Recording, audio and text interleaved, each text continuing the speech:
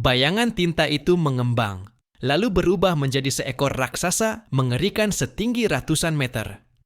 Di tangannya tergenggam sebilah pedang panjang raksasa dengan bentuk sederhana. Ia mengayunkan pedangnya, tebasan paling sederhana.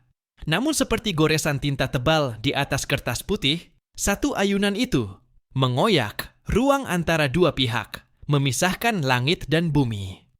Serangan keras dari Xue Liunian menghantam sapuan tinta itu, memicu badai energi yang amat menakutkan. Sementara itu, Fen Gu memanfaatkan kesempatan untuk mengangkat Xun Liuxing, langsung menerobos masuk ke dalam hutan gelap penuh kabut hitam, hutan yang hilang. Melihat itu, mata Xue Liunian memercikkan api amarah yang membara. Tidak boleh membiarkan api kehidupan itu dibawa pergi. Jika itu terjadi, satelit ini akan benar-benar hancur. Ia mengangkat tinggi pedang panjang di tangannya, lalu berseru lantang kepada barisan ksatria perak suci di belakangnya yang berbaris rapat dengan aura perkasa. Ikuti aku, kita serbu hutan yang hilang dan bawa kembali Xun Liuxing. Dentuman logam bersahutan, suara bisingnya menggema seakan memecah langit. Para ksatria perak suci sedang membangkitkan semangat mereka. Dengan teriakan perang yang menggema, pasukan itu seperti gelombang baja yang tak terbendung, menerjang masuk ke hutan besar yang diselimuti kabut hitam pekat dan hawa aneh. Namun tak lama setelah mereka masuk ke wilayah itu, terdengar suara mengerikan dari dalam hutan, seperti raungan dewa gunung yang marah. Kabut hitam menggulung. Di antara gunung-gunung, awan gelap tebal bergulung cepat menuju tepi hutan yang hilang. Dan di antara awan gelap itu, terbentuklah sebuah wajah raksasa. Aneh, menyeramkan, dan jelas bukan wajah manusia. Mata Xue Liunian akhirnya berubah. Itu! Monster-monster itu! Semua ksatria perak suci yang sudah memasuki kabut, tubuh mereka seolah menjadi kertas putih yang disiram tinta. Warnanya lenyap begitu saja.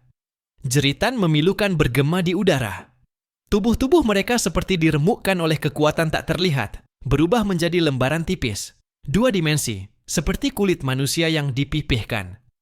Bukan hanya tubuh mereka, tapi juga zirah, senjata, dan semua benda yang tersentuh tinta hitam itu, semuanya tak bisa luput dari nasib yang sama. Xue Liunian segera berteriak, "Mundur!"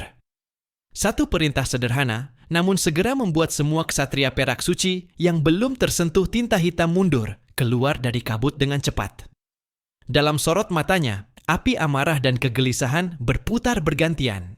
Bahkan dia sendiri tak berani melangkah ke dalam wilayah terlarang itu, tempat yang terbentuk dari kumpulan kegilaan makhluk kuat masa lampau.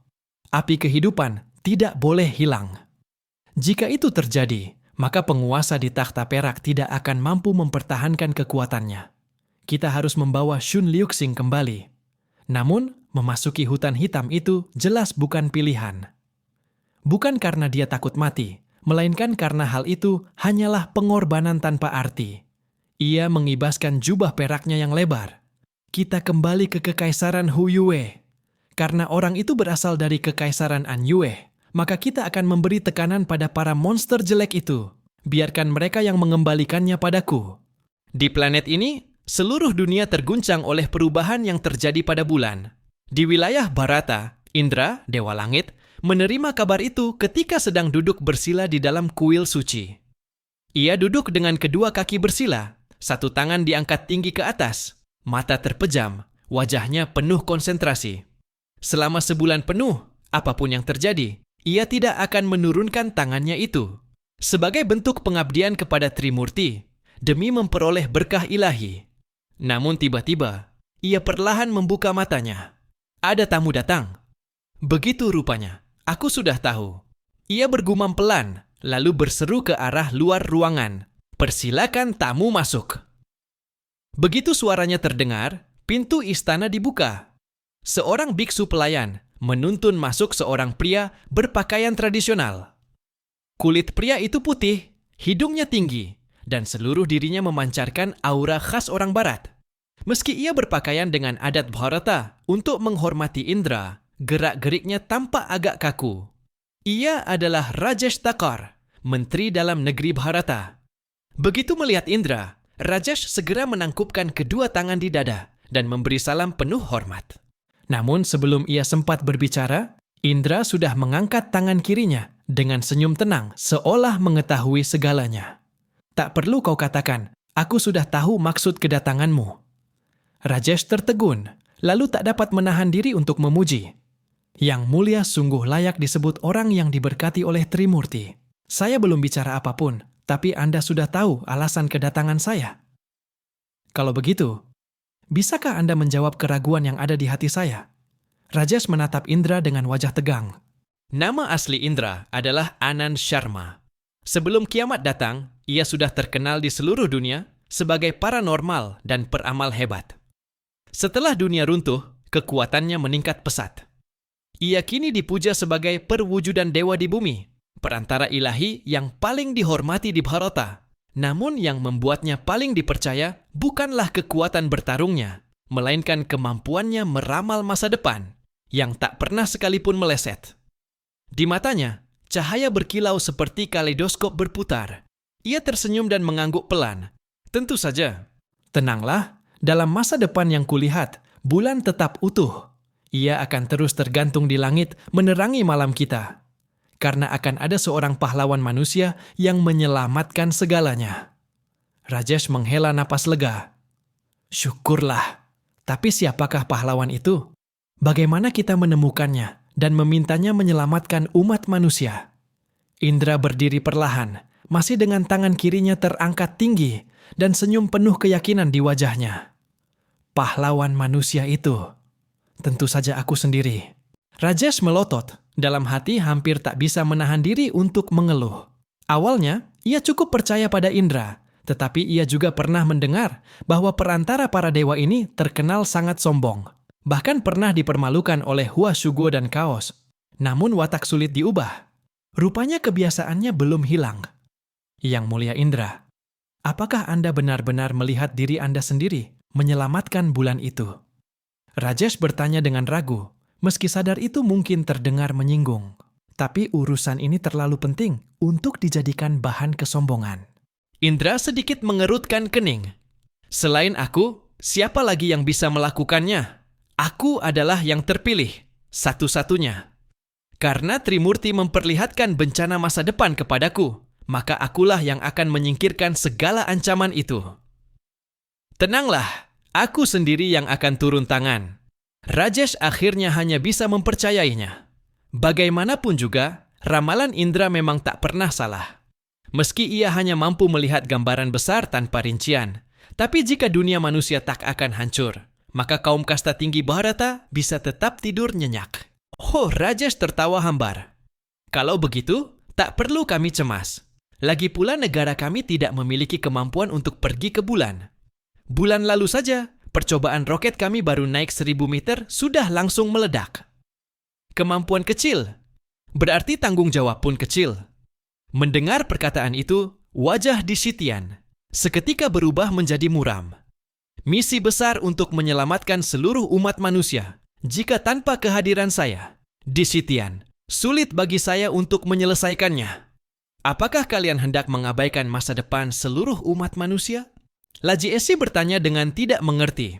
Bukankah Anda sudah berkata bahwa masalah ini akan terselesaikan?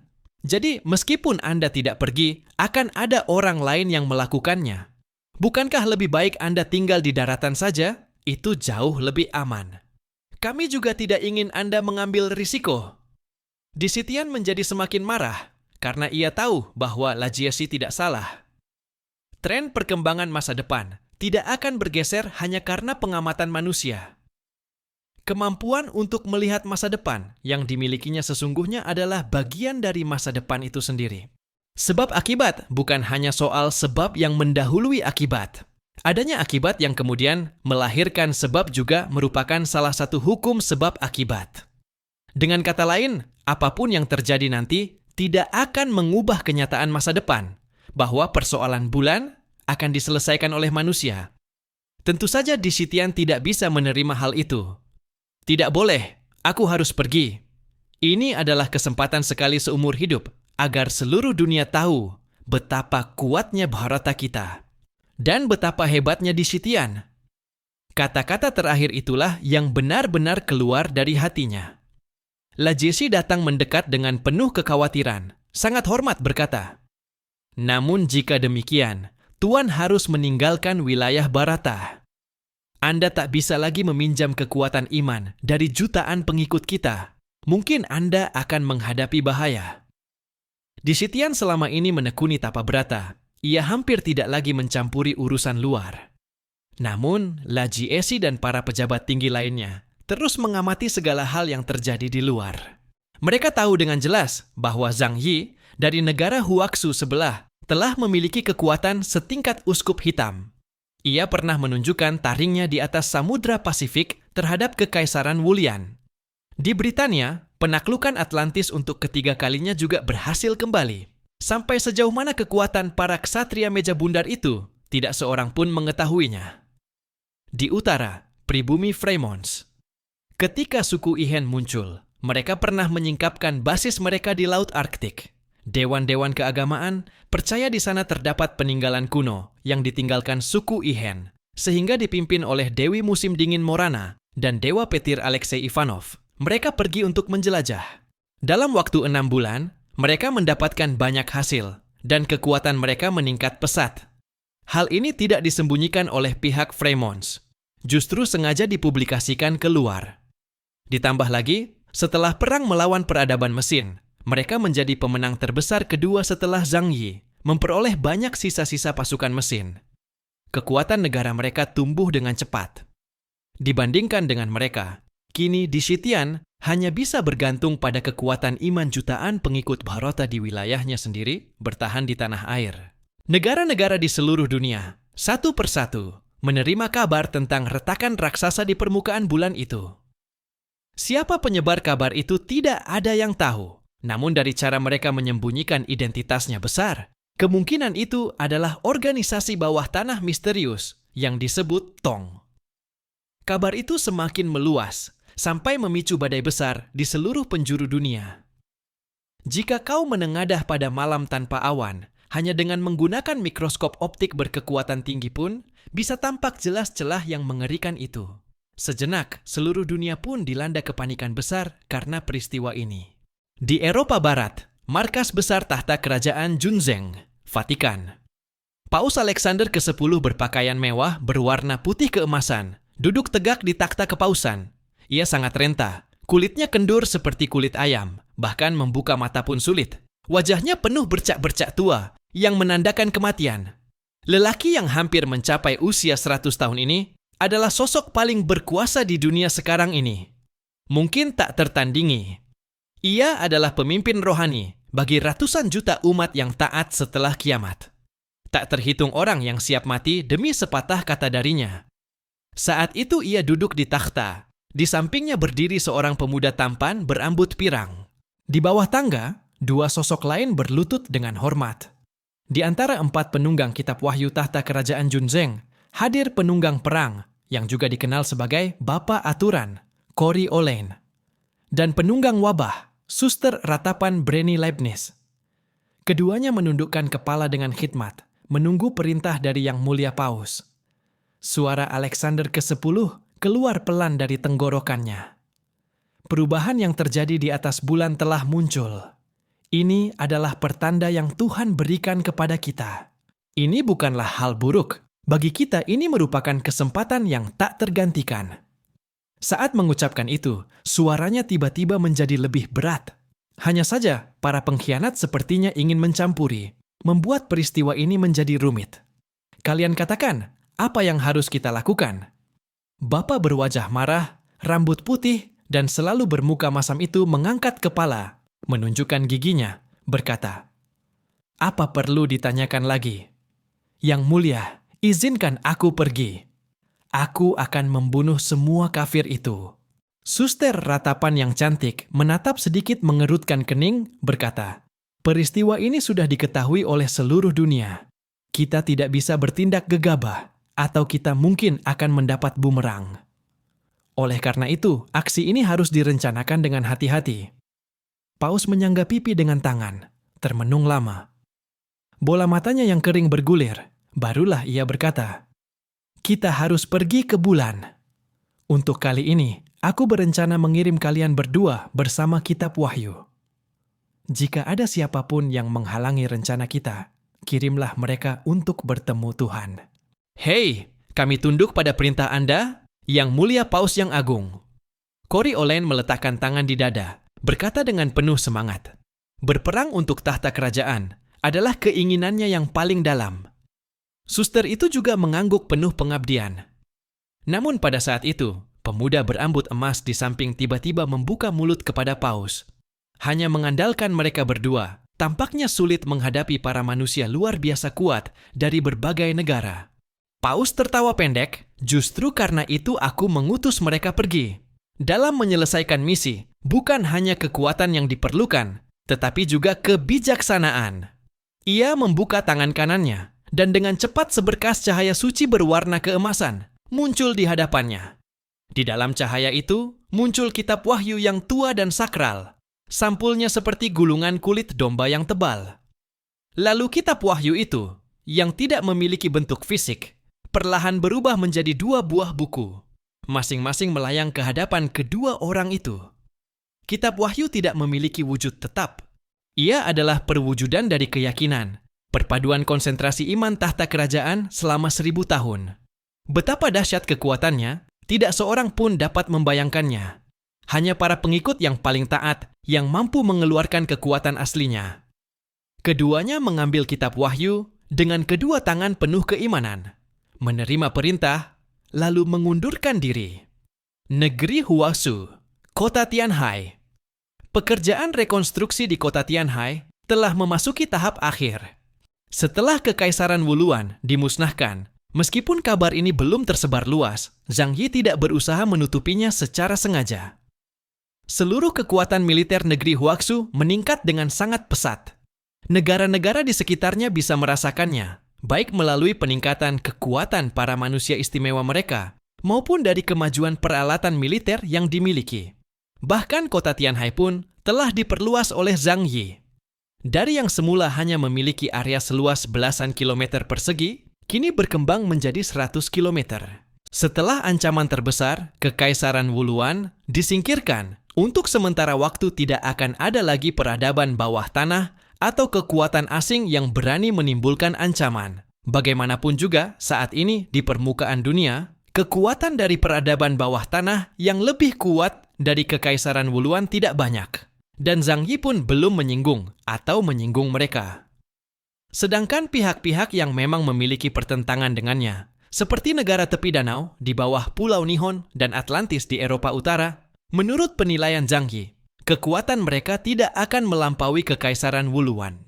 Karena itu, negeri Huaxu saat ini telah berkembang hingga setara dengan peradaban bawah tanah biasa. Kekuatan teknologi mereka dan tingkat militer dalam waktu beberapa tahun setelah datangnya kiamat telah mencapai tingkat yang mencengangkan. Langit cerah dan indah. Zhang Yi duduk di atas benteng Tianhai, menatap hamparan rumput hijau di hadapannya, melihat para pekerja yang sedang sibuk bekerja dan anak-anak yang berlarian bermain di atasnya. Di atas kepalanya, matahari bersinar cerah, langit biru dihiasi awan putih. Suhu udara terasa nyaman, hingga membuat orang hampir lupa bahwa dunia telah memasuki masa kiamat selama 5 tahun. Teknologi ruang terbaru ini menggunakan kubah pelindung untuk melindungi seluruh kota Tianhai. Dengan suhu di dalamnya dapat dikendalikan sesuka hati. Teknologi ini berasal dari Kekaisaran Wuluan. Meskipun tingkat teknologi mereka jauh tertinggal dibandingkan dengan ras Changyuan, namun bisa bertahan selama miliaran tahun, merupakan bukti bahwa mereka memiliki sesuatu yang berharga. Yang paling penting, Zhang Yi memperoleh dari Kekaisaran Wuluan satu set lengkap teknologi utuh, mulai dari bidang militer, bioteknologi, hingga humaniora. Meskipun bangsa kadal telah punah, teknologi mereka tidak ikut lenyap. Melihat semua itu di hadapannya, Zhang Yi merasa bersyukur atas hadiah yang diberikan oleh Kekaisaran Wuluan.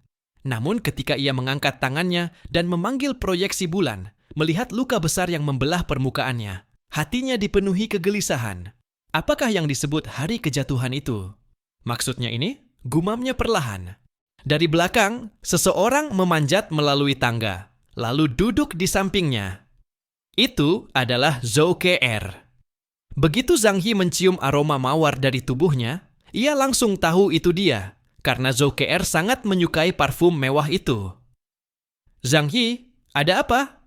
Wajahmu tampak murung," katanya sambil tersenyum. Kedua tangannya menahan rok saat perlahan duduk di sebelah Zhang Yi, memperlihatkan lekuk pinggang dan panggulnya yang sempurna. Mereka telah bersama hampir 5 tahun. Zhou Ke-er kini memiliki pesona wanita dewasa yang matang, meski wajahnya masih tetap imut dengan tubuh yang menggoda. Kemampuan immortal miliknya membuat ia dapat mengubah bentuk tubuhnya sesuka hati, dan tentu saja ia menyesuaikan bentuk tubuhnya agar sesuai dengan selera Zhang Yi. Dia memang sudah sangat cantik, dan hanya dengan sedikit perubahan, tubuhnya bisa mencapai proporsi emas yang sempurna, semakin menggoda dan memesona. Menyebutnya sebagai Dewi Venus modern, wanita tercantik di dunia, bukanlah hal yang berlebihan. Bagaimanapun, meski keindahannya tidak alami, hasilnya tetap menakjubkan. Zhang Yi menatap Zhou Ke-er yang menawan itu. Rambut hitam legamnya tergerai di belakang punggung, berayun lembut tertiup angin. Mata indahnya penuh cinta dan kepedulian. Zhang Yi tak tahan untuk memeluknya, lalu menghela napas panjang. "Yah, sudah 5 tahun sejak kiamat datang. Waktu benar-benar berlalu begitu cepat.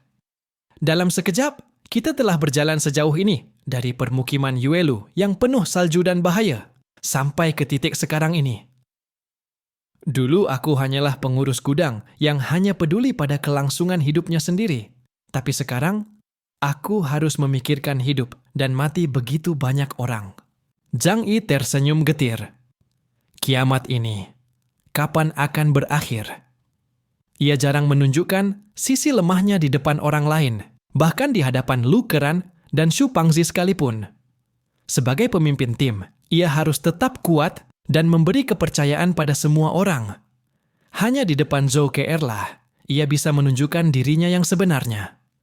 Zhou Ke-er memeluknya lembut dan berkata dengan suara pelan, "Semuanya akan baik-baik saja. Kau sudah melakukan yang terbaik. Soal bulan itu bukan tanggung jawabmu seorang. Aku yakin semua negara dan organisasi besar dunia sedang berusaha mencari solusi." Bukankah Hou Tu juga bilang, ras naga belum menunjukkan reaksi apapun terhadap hal ini? Itu berarti belum sampai pada tingkat kehancuran dunia. Kalau begitu, bagaimana kalau kita pertimbangkan untuk pergi ke Mars? Kita bisa membangun basis kehidupan di sana. Urusan bioteknologi serahkan padaku. Zhang Yi mencubit pinggang ramping namun kenyal milik Zhou Ke-er, lalu menggeleng. Semudah itukah? Kebangkitan ras Dewa Drak itu pasti akan terjadi. Kalau kita melarikan diri sekarang, puluhan bahkan ratusan tahun ke depan, keadaan hanya akan semakin parah. Sejak Zhou Ke-er terbangun dengan kekuatan epsilon level miliknya, kemampuan immortal, pemahamannya terhadap kehidupan telah mencapai tingkat baru, hingga ke ranah mikroskopis. Ia bahkan bisa memodifikasi telomer dalam sel manusia, mengoptimalkannya agar dapat membelah lebih banyak kali. Dengan kata lain, ia bisa memperpanjang umur manusia secara drastis. Zhang Yi bahkan berpikir, suatu hari nanti, jika Zhou Ke-er bisa mencapai tingkat kekuatan seperti yang dimiliki oleh makhluk bernama Ling dalam legenda, mungkin dia benar-benar dapat mewujudkan keabadian fisik yang sejati. Karena itu, tubuh Zhang Yi dan rekan-rekannya saat ini telah dimodifikasi oleh Zhou Ke-er. Menurut perhitungannya, mereka bisa hidup lebih dari 300 tahun. Dan angka itu masih bisa bertambah seiring meningkatnya kekuatannya. Itulah sebabnya Zhang Yi harus memikirkan masa depan yang begitu jauh. Mendengar kata-kata lembut Zhou Ke-er, meskipun sebagian dari logikanya sudah ia pahami, namun saat hal itu diucapkan oleh wanita yang dicintainya, perasaannya menjadi lebih tenang. Setelah beristirahat sejenak dalam pelukan Zhou Ke-er, Zhang Yi perlahan berdiri dan menuntunnya pergi. "Kau benar. Untuk menyelesaikan masalah ini, semua kekuatan besar dunia harus bersatu. Aku ingin tahu apa rencana mereka semua." 3 hari kemudian, sebuah konferensi besar diselenggarakan secara daring, diprakarsai oleh negeri Huaxu, Kolombia, dan gereja Junzeng, serta diikuti oleh semua negara dan organisasi besar di dunia. Rapat daring itu berlangsung di ruang virtual raksasa berbentuk aula bundar, di mana bayangan-bayangan digital para peserta turun satu persatu dari jaringan internet. Hampir semua tokoh berpengaruh di dunia hadir di sana. Dari pihak negeri Huaxu, hadir 6 distrik utama beserta Zhang Yi dan timnya. Dari gereja Junzeng, hadir perwakilan mereka, pemuda berambut pirang, George Wiggins. Dari Kolombia, Ketua Asosiasi Ilmu Pengetahuan Alam, Benjamin Morgan. Selain mereka, berbagai negara dan organisasi lain seperti Fremont, Britania, Kekaisaran Kudun, serta anggota organisasi pupil juga turut hadir. Rapat itu merupakan hasil inisiatif bersama dari 3 kekuatan besar. Sedangkan yang bertugas memimpin rapat tersebut adalah tangan kanan Zhang Yi, sang penasihat militer jenius, wanita yang dikenal dengan julukan Si Wangmu, yaitu Yang Xinxin. Ia berdiri, melangkah ke podium di tengah ruang rapat, lalu mulai berbicara. Apa yang terjadi? Aku tidak perlu banyak menjelaskan. Cukup dengan mendongakkan kepala. Kalian semua pasti sudah melihatnya. Sebuah pecahan bulan dengan diameter 100 km. Jika jatuh ke permukaan planet ini, dimanapun titik jatuhnya, maka bencana yang sama, seperti yang mengakhiri era dinosaurus ratusan juta tahun lalu, akan terulang kembali. Sebagian besar manusia di planet ini akan mati. Dan kali ini, dampaknya akan jauh lebih mengerikan daripada sebelumnya. Bahkan jika kita bersembunyi di dunia bawah tanah, kemungkinan besar tetap takkan selamat.